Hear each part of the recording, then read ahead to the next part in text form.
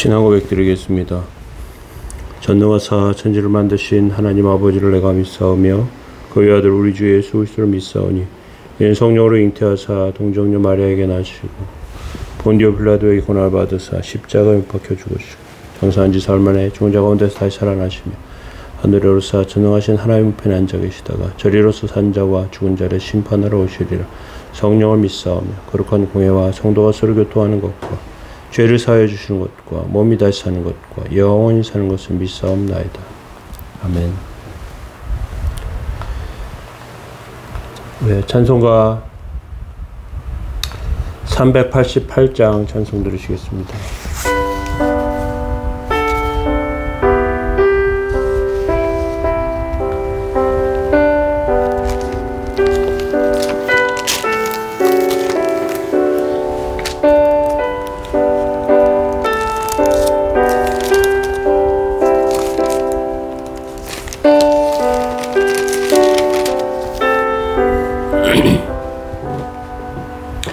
내 주를 가까이 가게 함을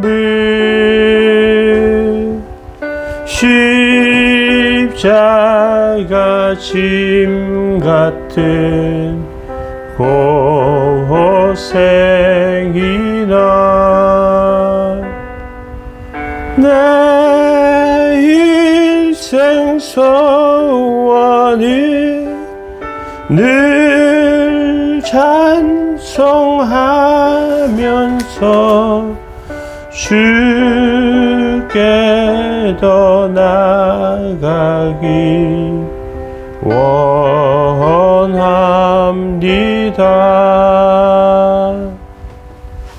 내 고생하는 것 옛 야곱이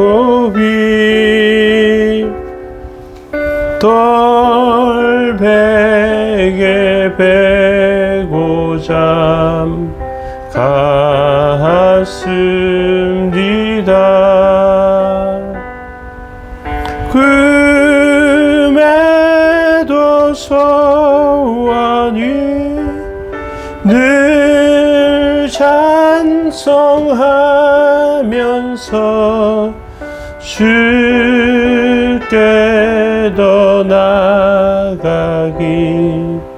원합니다.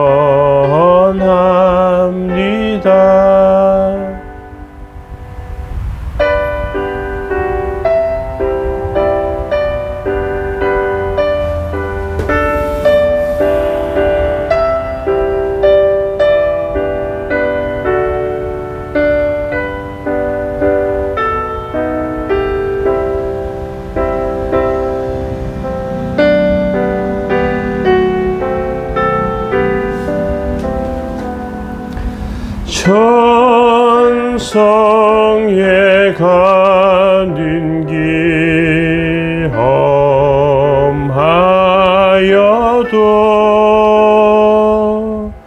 생명길 되나니 은혜로다.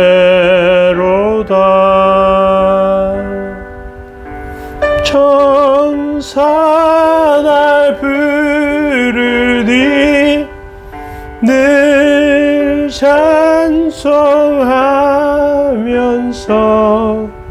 주께 더 나아가기 원합니다.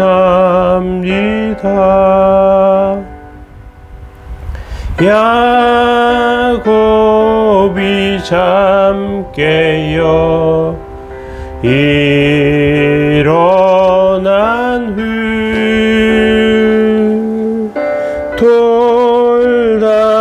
돌단을 쌓은 것 본받아서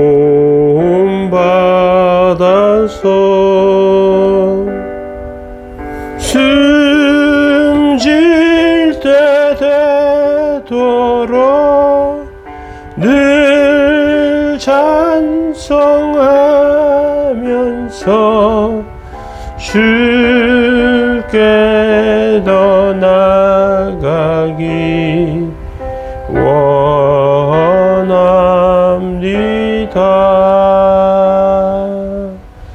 아멘.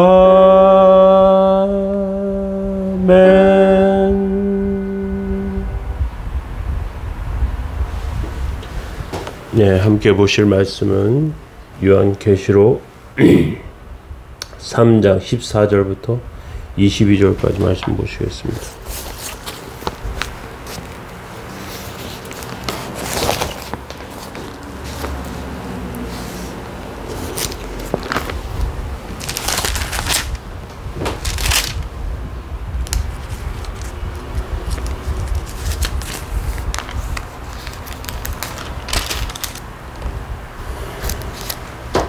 라오디게아 사자에게 편지하라. 아멘이시오.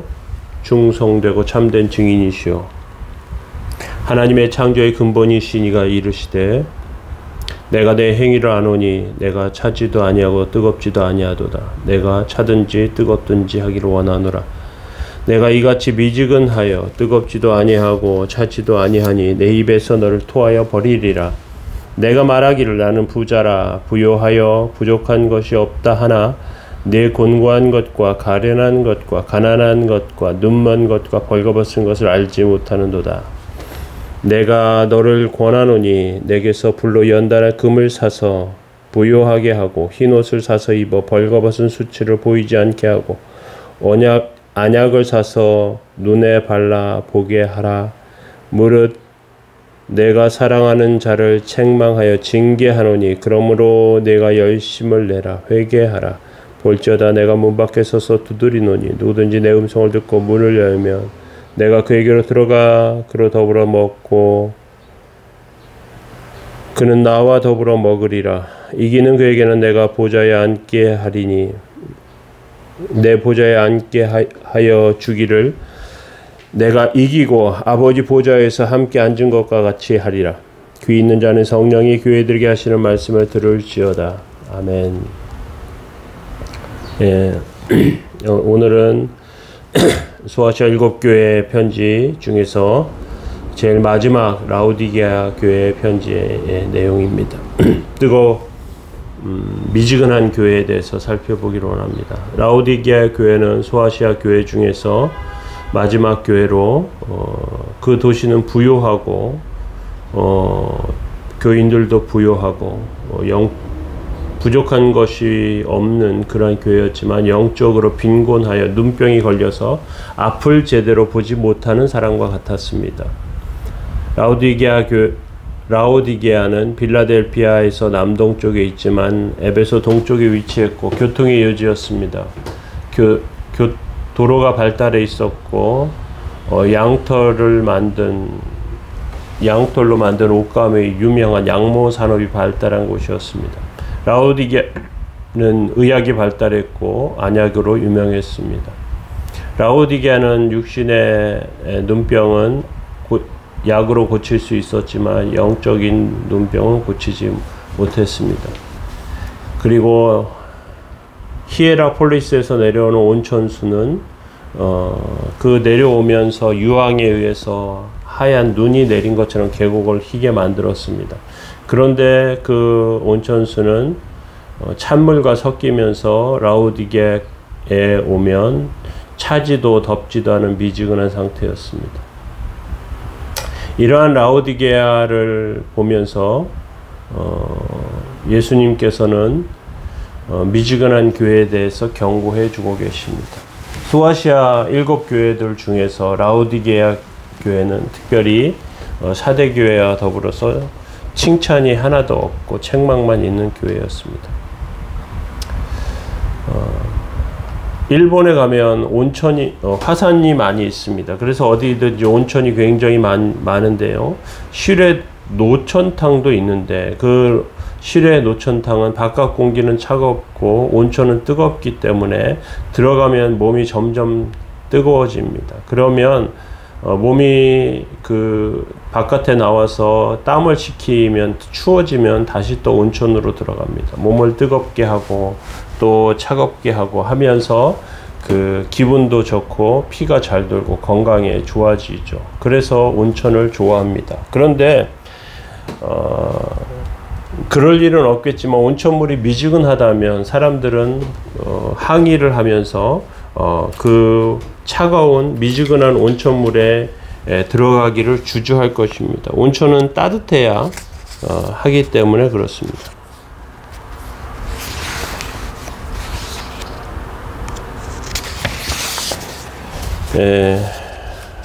그래서 그런 면에서 차든지 더웁든지 하라고 하신 말씀에 우린 기억할 필요가 있습니다. 또 오늘 본문을 통해서 예수님께서는 불로 연단한 금을 사라 이렇게 말씀하시는데요. 연단을 한다는 것은 제철소나 또는 어떤 용광로에서 고철이나 금강석 같은 것을 녹여서 쇳물과 또 금을 이렇게 분리하는 그런 작업들을 말합니다. 이것이 뜨거워야 그 작업이 가능하죠. 우리나라에도 포항제철과 같은 포스코와 같은 제철소가 있는데요. 그 제철소의 용광로는 항상 일정한 온도를 유지하게 만듭니다. 그런데 문제가 생겨서 그것이 식으면요, 그러면 그 용광로 그 고로 안에 그 있던 쇳물 같은 것들이 굳으면 다시 사용하지 못하고 드러내고 새로 해야 한다고 합니다. 굉장히 큰 손해를 발생시키는 것이죠. 온도를 유지하지 못하면 손해를 발생시킨다. 우리가 기억할 필요가 있습니다. 세상적으로 적당한 온도는 굉장히 중요하지만 특별히 그 뜨겁든지 더웁든지 그 온도가 애매한 온도가 되면요, 만약에 그 애매한 온도는 뜨거운 것보다 못하고 차가운 것보다 못하게 됩니다. 음식을 먹을 때 그 음식이 상한 음식이면 즉각 뱉어내게 되죠. 왜냐하면 그 상한 음식의 냄새를 맡고 그냥 먹으면 배탈이 나기 때문에 그렇습니다. 뜨겁든지 차갑든지 하라 하신 주님의 말씀 가운데 교회에게 특별히 경고하시는 부분들이 있는 것을 보게 됩니다. 오늘 라오디게아를 통해서 그 지역적인 특성을 먼저 살펴보면요, 라오디게아는 양모 산업이 발달했습니다. 이것을 통해서 상당한 수입을 얻고 부를 축적했습니다. 주후 60년경에 투르키예 지역에 큰 지진이 났는데 라오디게아는 다른 도시의 도움을 받지 않고도 재건할 수 있었습니다. 부유했기 때문에 그렇습니다. 그런데 예수님께서는 이 부유한 라오디게아를 부자라고 하시지 않고요, 불쌍하다고 하시고 가난하다고 하시고 벌거벗었다고 말씀하십니다. 라오디게아는 또 안약이 유명했습니다. 라오디게아에서 조금 떨어진 곳에 멘카르 신전이 있는데 의학 전문 학교가 있어서 귀를 치료하는 연고하고 눈을 치료하는 연고가 유명했다고 합니다. 이 안약은 그 어떤 부르기아라고 하는 그 열매의 가루를 만들어서 기름을 섞은 것인데 안질의 효과가 있었다고 합니다. 그런데 예수님께서는 라오디게아 교회를 영적으로 앞을 보지 못한다고 안약을 써서 눈을 치료하라고 하시죠. 그리고 세 번째 라오디게아는 온천수가 흐르는 곳이었습니다. 히에라폴리스와 라오디게아는 아주 가까이 붙어 있는 도시였는데 그 히에라폴리스에서 뜨거운 온천물이 라오디게아 쪽으로 흘러 들어옵니다. 그러면 골로새에서 오는 그 차가운 물하고 섞이게 되는데요, 이때 미지근하게 된다고 해요. 그래서 이 온천수는 온천물로 사용하지 못하는 그런 물이 되고요. 그리고 특별히 그 히에라폴리스에서 내려오는 온천수에는 유황이 많이 포함되어 있기 때문에 먹을 수도 없다고 합니다. 먹을 수도 없고 온천물도 사용할 수 없는 애매한 그러한 물이 흘러오게 되는 것이죠.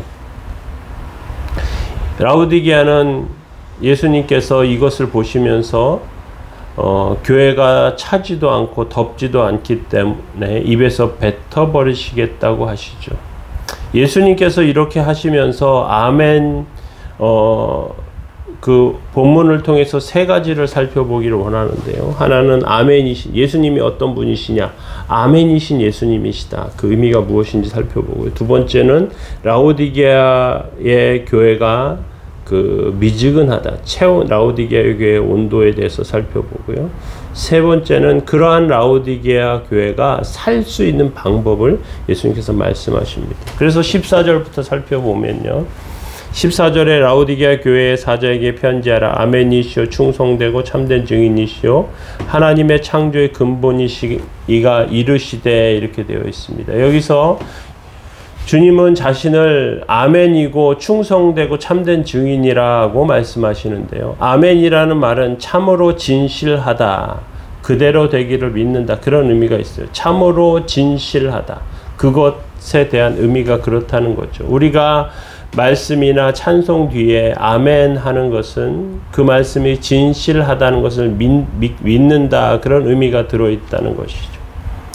예수님께서 제자들에게 말씀하실 때 내가 진실로 진실로 너에게 이르노니, 이런 그 앞에 관용어구를 사용하시는데요.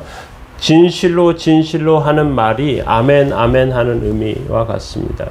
이것은 다른 말로 좀 번역하면 틀림없이 하나님의 진리다 하는 그런 뜻으로 앞에 관용어를 쓰시는 것입니다. 교회가 존재하는 것은 틀림없는 하나님의 진리의 말씀 때문에 그렇습니다. 교회는 하나님이 주신 주의 말씀을 붙드는 곳인데, 사람들이 이 말씀을 들으면 믿음이 생기고 구원을 얻고 능력을 받게 됩니다. 이러한 주님께서 아멘이시오, 충성되고 참된 증인이시다, 이렇게 말씀하십니다. 결국 교회의 그 아멘의 의미, 교회의 그 참된 진리에 대해서 말씀하시면서 충성되고 참된 증인이시다. 예수님께서 교회의 진리에 대해서 입증해 주신 분이시라는 뜻입니다. 아멘이신 것을 입증해 주신 예수님께서, 다른 말로 하면 참된 진리를 우리 안에 적용시켜 주신 분이 예수님이시라는 것이죠. 마치 약을 사용하면 약효가 나타나는 것처럼 영적인 약효가 예수님을 통해서 참된 진리를 들음으로 우리에게 나타나게 되는 그런 역할을 주님께서 하셨다는 것입니다. 우리가 가짜 진리를 들었다면 효과가 나지 않겠죠. 가짜 약이 유통되는 경우가 있습니다. 가끔 그 해외 소식 같은 것을 보면요, 외국에 가까운 중국이나 이런 곳에 가짜 약을 많이 만들고 가짜 분유도 만들고 심지어 달걀도 가짜로 만들고 오징어도 가짜로 만든다, 그런 이야기들을 어떤 소식을 통해서, 뉴스를 통해서, 동영상을 통해서 보게 됩니다. 가짜는 진짜하고 다르죠. 그런데 눈에 보이는 것은 진짜와 가짜를 구별할 수 있습니다. 가짜 오징어를 만들었는데 물에 넣고 끓이니까 다 사라져 버렸답니다. 왜요? 가짜이기 때문에 그렇죠. 그런데 눈에 보이지 않는 세계가 있습니다. 종교 세계, 신앙의 세계는 눈으로 보이지 않습니다. 그래서 검증이 상당히 어려워요. 어떠한 사람들은 자기 멋대로 자기가 가르치는 것을 믿으면 복을 받는다고 떠들어댑니다. 그리고 그 말에 아멘 하고 사람들은 환호성을 칩니다. 검증되지 않은 엉터리 진리를 가지고 사람들을 현혹하는 사람들이 있습니다. 신약을 개발할 때 그냥 약을 개발했다고 바로 만들어서 제품으로 내놓지 않고요. 약을 만들면 실험쥐나 또 그 몰모트 같은 실험쥐에 실험을 하고요. 원숭이에게 실험을 하고요. 그리고 조금씩 사람에게 적용하면서 임상 실험을 합니다. 그래서 약이 나와도 그 약을 그 제품화 해가지고 사람들에게 오기까지 굉장히 많은 시간이 걸리죠. 검증 때문에 그렇습니다. 그런데 전혀 검증되지 않은 거짓 진리를 떠들어대는 사람들이 있습니다. 일반 사람들은 분별력이 없어서 그 말을 듣고 그대로 믿습니다. 처음 믿는 청년들에게 인도자가 어떻게 가르치느냐, 아니 어떤 인도자를 만나느냐에 따라서 그 처음 믿는 젊은이들 또 사람들이 그 신앙이 한평생을 결정하게 됩니다. 말씀을 가르치는 사람이 바른 진리로 인도하면 배우는 사람들은 바른 진리를 믿게 되고요. 만약 가르치는 사람이 엉터리 검증되지 않은 진리를 가르치면 배우는 사람들이 영원히 망가지게 됩니다. 기독교의 진리는 하나님의 아들이 십자가의 보혈로 증명하셨습니다. 그리고 성경이 말씀이 선포될 때에 하나님의 성령님의 능력이 나타납니다. 기독교의 가장 강한 증거는 하나님의 말씀을 들으면 성령의 능력이 나타나서 사람이 변하게 되는 것입니다. 약을 쓰게 되면요, 제대로 된 약은 그 사람의 상태를 바꾸어 줍니다.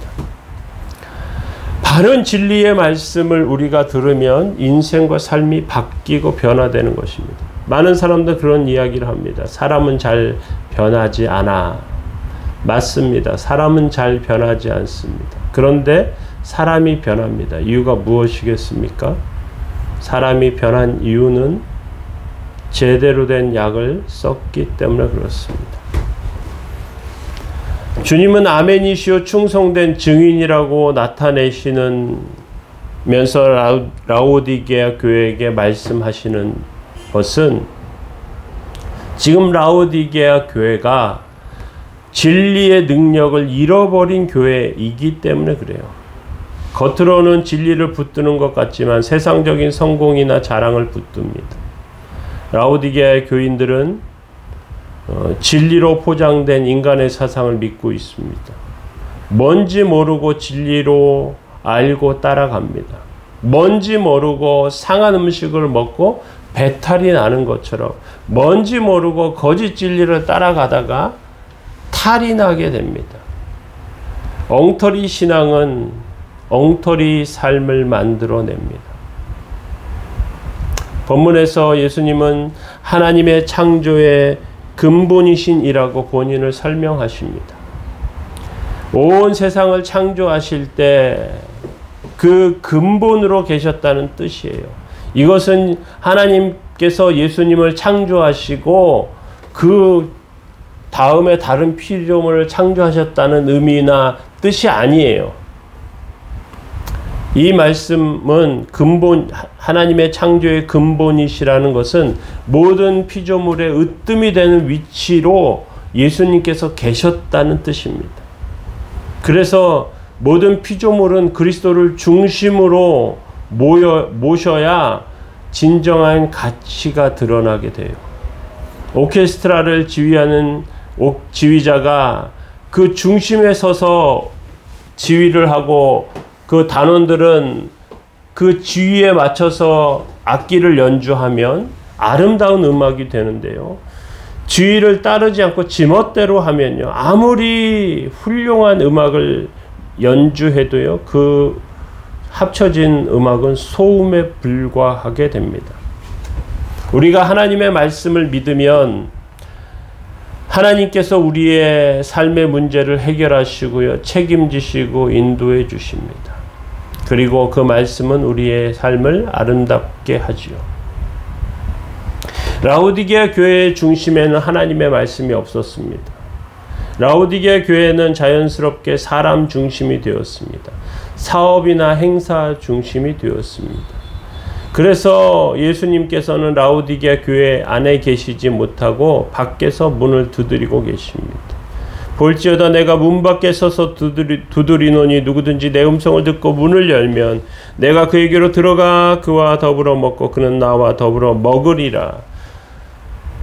문 밖에서 두드리신다고 하신 이 말씀은 믿지 않는 자들에게 하신 말씀이 아니고 라오디게아 교인들에게 하신 말씀이죠. 문 밖에 계십니다. 우리는 교회에 사람이 주인이 되는 것을 많이 보았습니다. 어떤 때 담임 목사가 교회의 주인이 되기도 하고요. 어떤 때는 돈 많고 힘 있는 장로가 교회 주인이 되기도 합니다.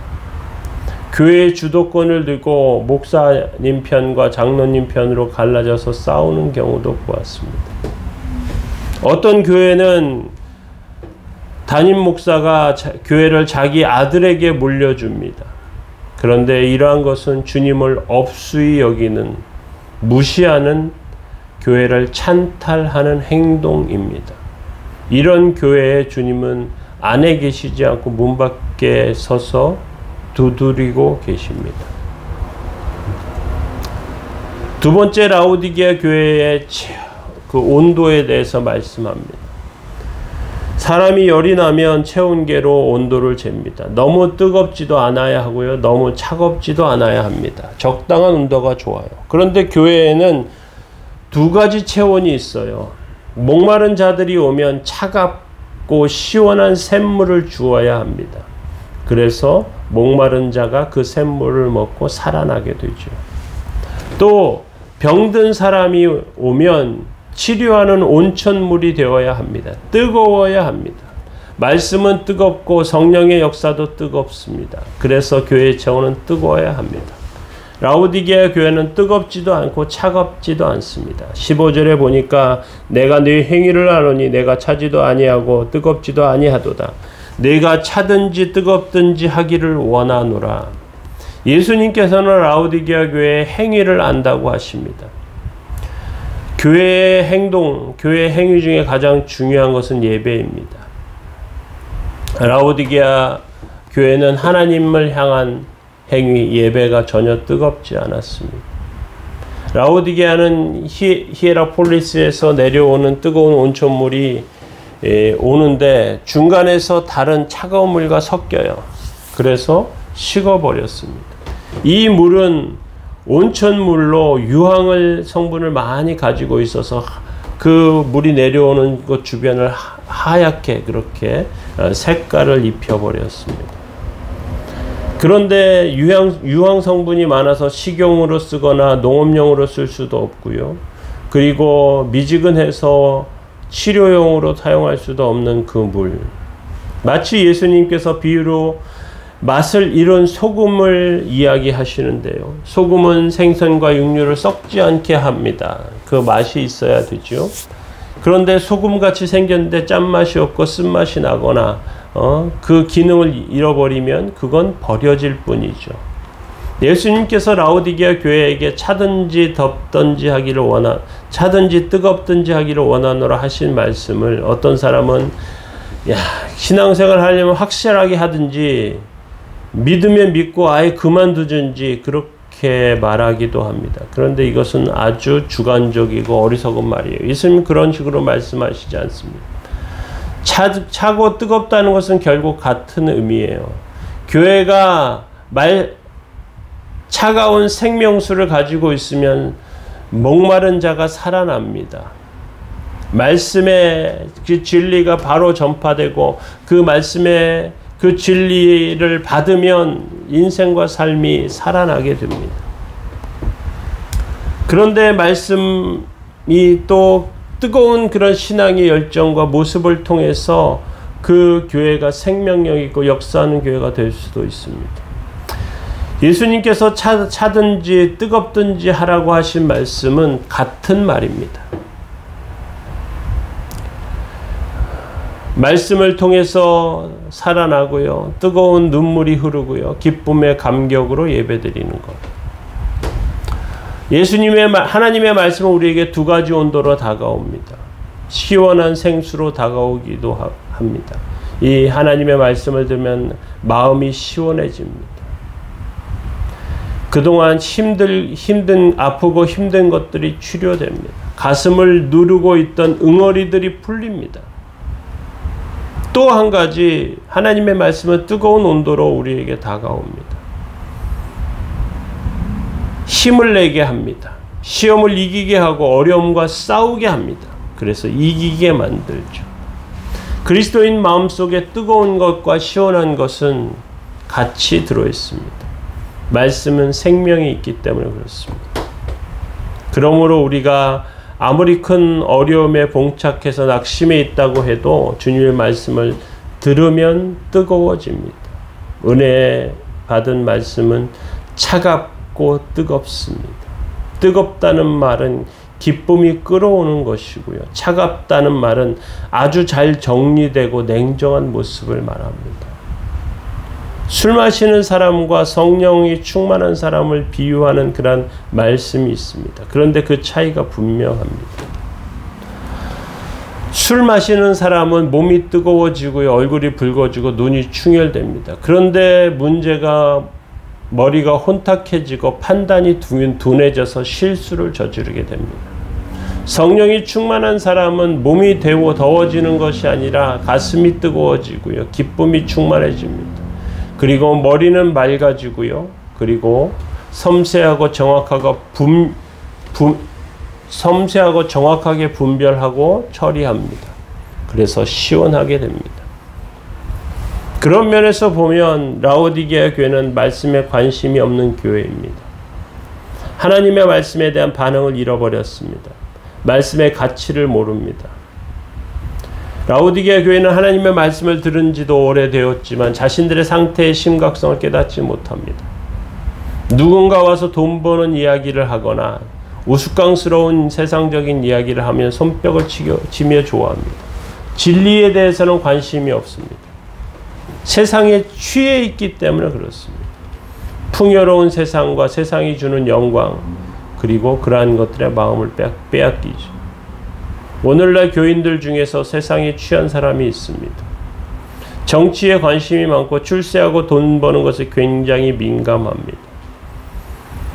유행과 변화를 따라가고요. 하나님의 말씀에는 관심이 없습니다. 그리고 그 안에는 그 사람들의 마음 속에는 욕심이 가득 차 있습니다. 예수님께서 16절에 내가 이같이 미지근하여 뜨겁지도 아니하고 차지도 아니하니 내 입에서 너를 토하여 버리리라 말씀하십니다. 라오디게아 교회를 향하여 내 입에서 토해버리겠다고 말씀하십니다. 먹어서는 안 되는 상한 음식처럼 목구멍을 삼킬 수 없을 때 뱉어내게 되지요. 토해버리겠다.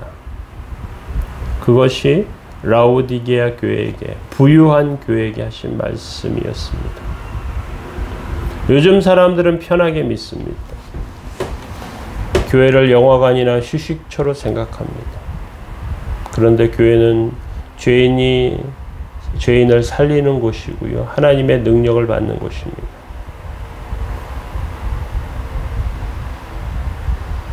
그리고 하나님의 말씀을 받게 되면 우리 안에 상한 것이 드러나게 됩니다. 상처받고 상한 심령. 사람들은 신선하고 좋은 것을 좋아합니다. 그런 것을 먹고 그런 것으로 몸이 건강해진다고 믿습니다. 그런데 하나님께서는 상한 것을 좋아하십니다. 상한 심령을 좋아하세요. 아니, 상했다고 인정한 그 심령을 좋아하십니다. 어떤 사람은 스스로 상하지 않았다고 주장하고 하나님 앞에 앉습니다. 상한 마음을 그대로 내어놓고 눈물의 예배를 드리면 하나님은 너무나 기뻐하십니다. 그런데 죄를 감추고 성공한 것들을 내어놓으면 하나님께서는 토해버리십니다. 17절에 이렇게 말씀합니다. 네가 말하기를 나는 부자라 부유하여 부족한 것이 없다 하나 네 곤고한 것과 가련한 것과 가난한 것과 눈먼 것과 벌거벗은 것을 알지 못하는도다. 곤고하고 가련한 것, 가난한 것, 눈먼 것, 벌거벗은 것을 알지 못한다 이렇게 말씀하십니다. 라오디게아 교인들 중에 성공한 사람들이 많고 부유한 사람들이 많았던 것 같아요. 자기들에게는 부족한 것이 없다고 말하는 사람들이 많았습니다. 인간적인 눈으로 보면 그들은 세상의 복과 하나님의 복을 모두 가진 사람같이 보입니다. 세상적으로 성공했는데, 부유했는데, 예수님까지 믿어서 구원까지 얻게 되었네. 그런데 라오디게아 교인들에게 무엇이 부족했을까요? 세상의 눈으로 보면 가장 행복한 사람처럼 보이는데 예수님의 눈으로 보니까 가장 가련한 자들이에요. 가난한 자들이라고 말씀하십니다. 예수님을 믿는다고 다 똑같지가 않습니다. 예수님을 믿어도 능력 있게 믿는 사람이 있는가 하면 세상 것만 쥐고 있는 사람이 있어요. 라오디게아 교회를 향해서 가장 좋지 못한 것을 다 말씀하십니다. 곤고한 것, 가련한 것, 가난한 것, 눈먼 것, 벌거벗은 것을 알지 못합니다. 곤고하다, 질병에 걸려서 고통받는 것이고요. 영적으로 건강하지 못한 사람이라는 것입니다. 불쌍하게도 라오디게아 교인들은 자신들이 병든 것을 모르고 있었고요. 고침받아야 할 필요성을 느끼지 못합니다. 마치 에이즈와 같은 것에 걸려서 죽어가고 있는데 자기가 병든 것을 모르는 상태와 같아요. 본인은 가련하다고 생각하지 않고요. 다른 사람들은 그것을 봅니다. 라오디게아 교인들은 가난한 자들이었습니다. 아니, 물질적으로는 풍요했지만 믿음이 없어요. 심령이 가난합니다. 기도의 응답이 없어요. 치료의 능력이 없어요. 말씀의 기적이 없어요. 눈까지 멀어 있어요. 주님이 보시기에 라오디게아 교인들은 길을 찾지 못하고 더듬거리며 엉뚱한 곳으로 가는 사람과 같습니다. 망하는 길로 가고 있는 것이죠.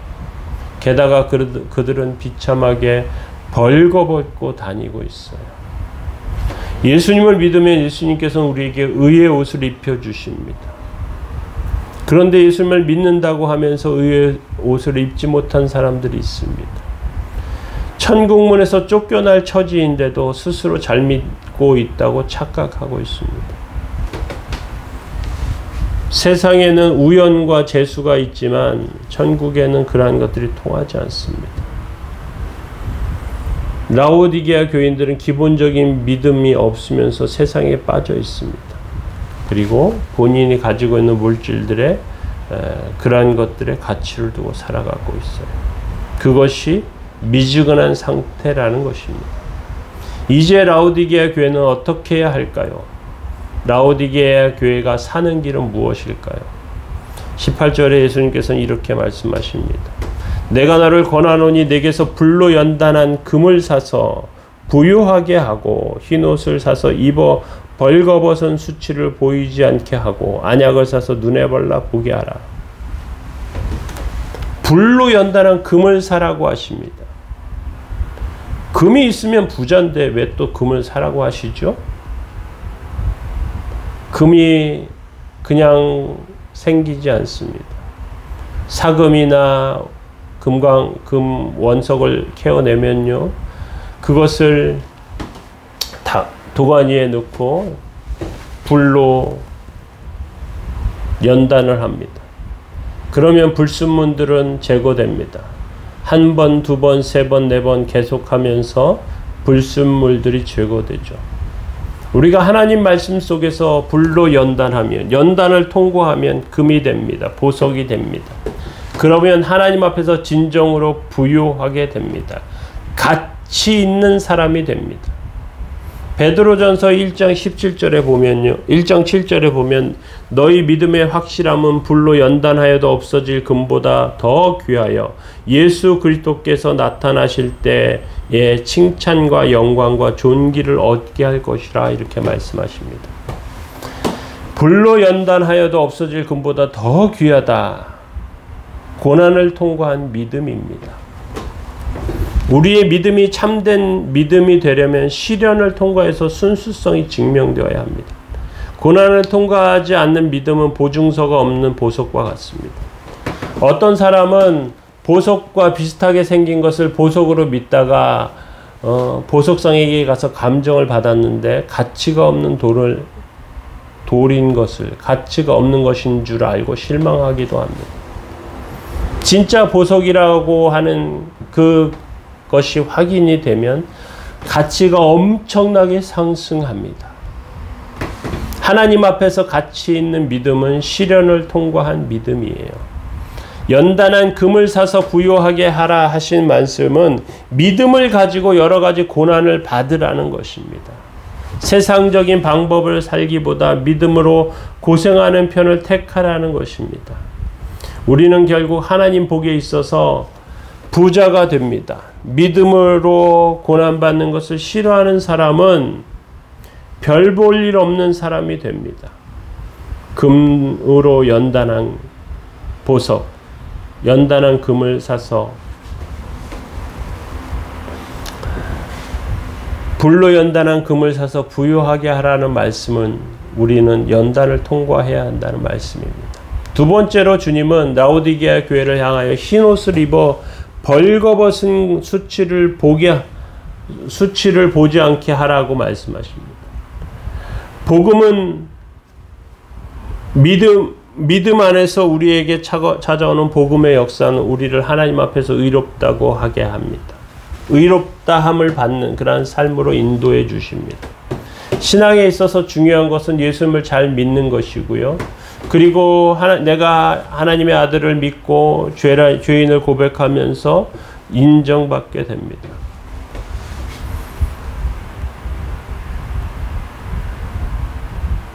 기독교 안에는 여러 가지 많은 것들이 포함되어 있습니다. 음악도 미술도 학문도 봉사도 기적도 체험이나 병치료 같은 것도 있습니다. 그런데 믿는다고 하면서 자기가 하나님 앞에 죄인이라는 것을 모르면서 믿는 사람이 있습니다. 이러한 사람은 벌거벗은 사람들입니다. 왜냐하면 의의 옷을 입지 않았기 때문에 그렇습니다. 자신의 공로를 가지고 믿으려고 애를 쓰는 사람이 있습니다. 자신의 더러운 옷을 입고 나아가는 것이죠. 라오디게아 교인 흰옷을 입으려면 복음에 들어서 자기가 죄인인 것을 인정하는 그런 태도가 반드시 필요한 것입니다. 세 번째로 예수님은 안약을 발라 보이지 않는 것을 보게 하라고 말씀하십니다. 영적인 분별력을 말합니다. 하나님의 진리를 알고 우리를 향한 하나님의 뜻을 아는 것, 하나님께서 인도하시는 길을 볼 수 있는 눈이 있어야 합니다. 우리가 보지 못하기 때문에 우리의 상태를 모르고요. 우리가 보지 못하기 때문에 기도하지 않고, 우리가 보지 못하기 때문에 하나님께 예배드리려 하지 않습니다. 병원에 가면 엑스레이나 CT를 찍습니다. 그리고 병이 심각한 것을 알게 되면요. 그러면 그 삶의 가장 중요한 것은 병을 치료하는 것입니다. 그것을 위해서 몸부림치면서 살게 되죠. 우리가 하나님의 말씀을 통해서 우리의 연약하고 부족한 것을 깨닫게 되면, 그러면 우리 속에 부족한 것들, 연약한 것들 안에서 하나님의 뜻과 은혜를 깨닫게 되면서 살게 됩니다. 하나님께서는 우리에게 부흥을 주십니다. 은혜를 내려주시죠. 이러면서 예수님께서는 이렇게 권면하시죠. 19절에 무릇 내가 사랑하는 자를 책망하여 징계하노니 그러므로 네가 열심을 내라 회개하라. 중요한 것은 라오디게아 교회에게 열심을 내라고 하십니다.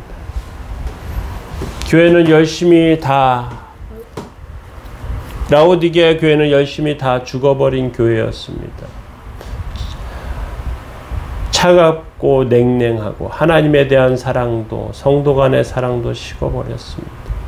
결국 하나님 앞에 징계당하게 됩니다. 교회는 열심을 내야 합니다.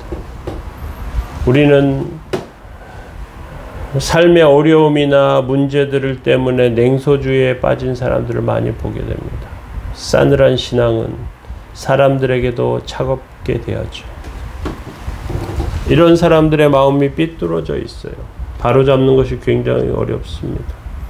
왜냐하면 자신은 옳다고 생각하고 문제는 다른 사람들이라고 말합니다. 주님께서는 우리 보고 나보고 우리에게 회개하라고 하시는데 태도를 자기가 바꾸지 않아요. 신앙의 뜨거움을 잃어버리고 눈물을 잃어버리고 그리고 함께하는 신앙생활을 함께하는 사람들 안에서 세워지는 그런 모습들을 잃어버린 삶. 그 안에서 무엇이 남아있겠습니까?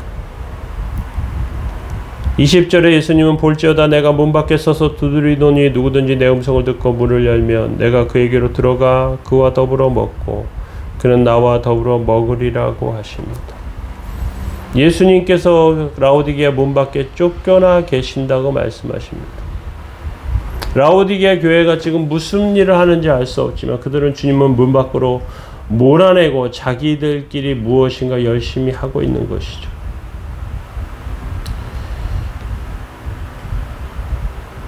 한 흑인이 미국의 남부에 있는 어떤 곳을 가게 되면서 주일을 맞아서 교회 안 예배 드리기 위해서 교회를 찾아서 그 교회로 들어가려고 했습니다. 그런데 그 교회 문을 지키고 있던 앞에 서 있던 안내하던 분들이 이 교회는 백인들이 예배 드리는 곳입니다 하면서 그 흑인을 예배당 안으로 들어오지 못하게 막았습니다. 그래서 이 흑인이 하나님 앞에 예배드리지 못하는 안타까운 마음 때문에 그 교회 앞에서 눈물을 흘리면서 서 있었다고 합니다. 그런데 옆에 어떤 분이 오셔가지고 이렇게 이야기하는 거예요. 나도 이 교회에 들어가 보지 못했구나. 보니까 예수님이랍니다. 예수님도 그 안에 들어가 보지 못한 교회. 주님이 문 밖에 계시고요.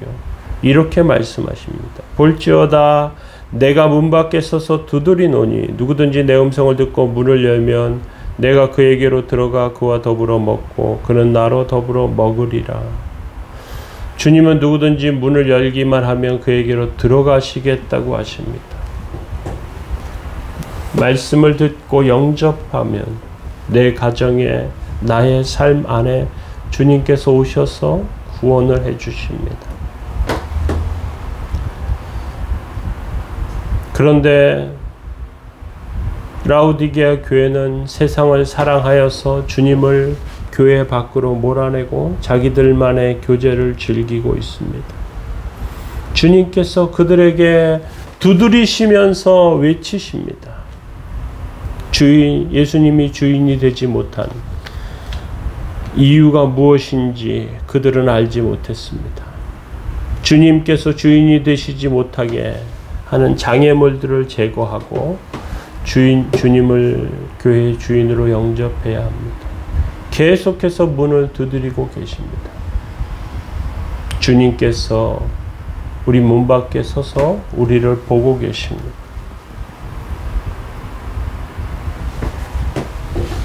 우리 안에 주님께서 함께 계시기를 원합니다. 그러시면서 이기는 그에게는 내가 보좌에 함께 앉게 하여 주기를 내가 이기고 하나님의 보좌에 함께 앉게 하는 것 같이 하리라. 승리의 주님을 우리가 삶을 통해서 경험하게 된다고 말씀하십니다. 어떤 자들이 이기는 자가 주님이 문 밖에 서서 계시는데 문을 열지 못한 교회, 문을 열어야 하고요. 주님이 영접된 삶을 살아야 합니다. 주님이 주인된 삶을 살아야 합니다. 바벨론 느부갓네살 왕 때 사드락 메삭 아벳느고가 죽을 각오를 하고 하나님의 말씀을 붙들고 신상에 절하지 않을 때 용광로 속에서 살아났습니다. 다니엘은 하나님의 말씀 붙들고 예루살렘을 향해서 하다가 모함을 받아 사자굴에 들어갔지만 천사가 사자의 입을 봉하면서 살아났습니다. 우리의 삶 가운데 하나님의 은혜가 있음을 깨달으시기 바랍니다. 주의 뜻과 은혜와 능력 가운데 세워져서 아멘이신 주님, 차가운 교회에게, 미지근한 교회에게 차든지 더덥든지 하라고 하신 주님 기억하시면서 회개하여 영적인 눈을 열고 주께서 치료하시고 세우시는 복되고 귀한 삶으로 세워지는 그러한 교회가 되기를 원합니다. 기도하시겠습니다.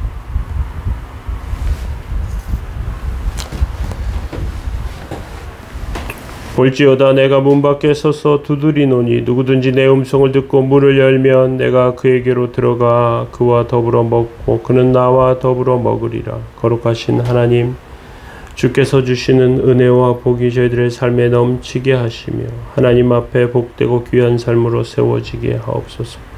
저희들의 영혼과 삶의 복과 은혜를 더하시고 온전케 세우시는 은혜와 능력의 삶으로 세우시기 원합니다. 이제는 우리 주 예수 그리스도의 은혜와 하나님의 사랑과 성령님의 교통하심이 선한 이웃교회와 그리스도의 은혜를 의지하며 믿음으로 사는 심령들 가운데 이제부터 영원토록 함께 있을지어다. 아멘.